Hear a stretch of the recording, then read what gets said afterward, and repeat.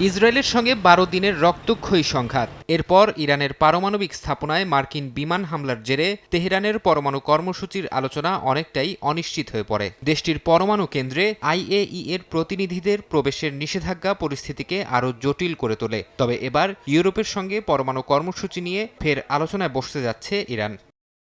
শিগগিরই France, Germany ও যুক্তরাজ্যের সঙ্গে পরমাণু ইস্যুতে ইরান আলোচনায় বসবে বলে জানিয়েছেন দেশটির পররাষ্ট্রমন্ত্রী আব্বাস আরাকচি। তার সঙ্গে ইউরোপীয় ইউনিয়নের পররাষ্ট্র নীতি বিষয়ক প্রধান ও ইইউভুক্ত ৩ দেশের মন্ত্রীদের সঙ্গে আলোচনা হয়েছে বলে জানিয়েছে স্থানীয় গণমাধ্যম।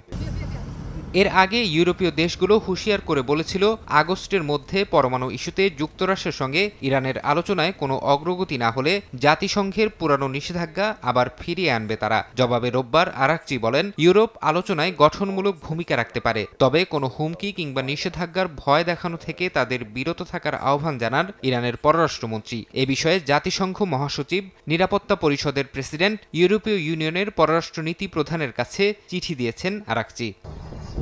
ইরানের ইউরেনিয়াম সমৃদ্ধকরণ সীমিত করার জন্য দেশটির সঙ্গে ২০১৫ সালে একটি চুক্তি করেছিল যুক্তরাজ্য, ফ্রান্স, জার্মানি, রাশিয়া, চীন ও যুক্তরাষ্ট্র। পরে ২০১৮ সালে ওই চুক্তি থেকে সরে যায় যুক্তরাষ্ট্র। ফারহাদ চৌধুরী, সময় সংবাদ।